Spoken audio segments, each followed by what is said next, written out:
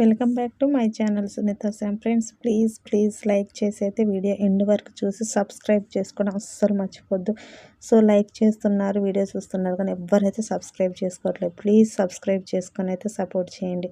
So ఇంకా ఈరోజు task నిన్న ప్రోమోలో చూపించారు కదా, తనుజ గారు అయితే చాలా భయపడిపోతున్నారు. నాకైతే చాలా పర్సనల్గా ఈ టాస్క్ అంటే చాలా ఎంజాయ్ చేస్తాను నేనైతే.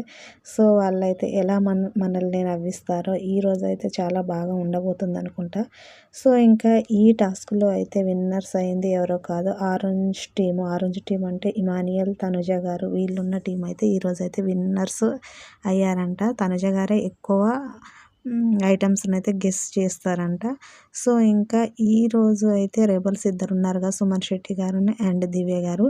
వీళ్ళిద్దరు అయితే ముగ్గురిని అయితే గేమ్ నుండి అవుట్ చేస్తారంట. అంటే కెప్టెన్సీ కంటెంట్ నుండి అయితే తీసేస్తారంట. వాళ్ళు ఎవరంటే డిమాన్ పవన్, రీతు అండ్ నిఖిల్, వీళ్ళ ముగ్గురిని అయితే గేమ్ నుండి అవుట్ చేస్తారట. సో మీకు ఈ వారము కెప్టెన్ ఎవరైతే బాగుంటుందో కామెంట్ అయితే చేయండి. ఎక్కువ ఛాన్స్ అయితే ఆరెంజ్ టీంకే ఉన్నాయి.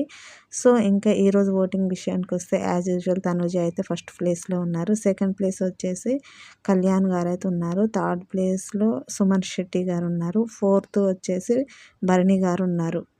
సో ఫిఫ్త్ ప్లేస్ నుంచి ముగ్గురు అయితే డేంజర్ జోన్లో ఉన్నారు. సో సంజన గారి ఫ్యాన్స్ కూడా ఒకటే ఓటు బాగా చేసుకోండి గట్టిగానైతే.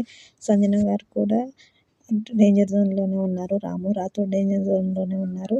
సాయి శ్రీనివాస్ గారు డేంజర్ జోన్లో ఉన్నారు. వీళ్ళ ముగ్గురు మాత్రం మోస్ట్ డేంజర్ జోన్ ఉన్నారు. అందరికంటే ఎక్కువగా డేంజర్ జోన్ ఉంది సాయి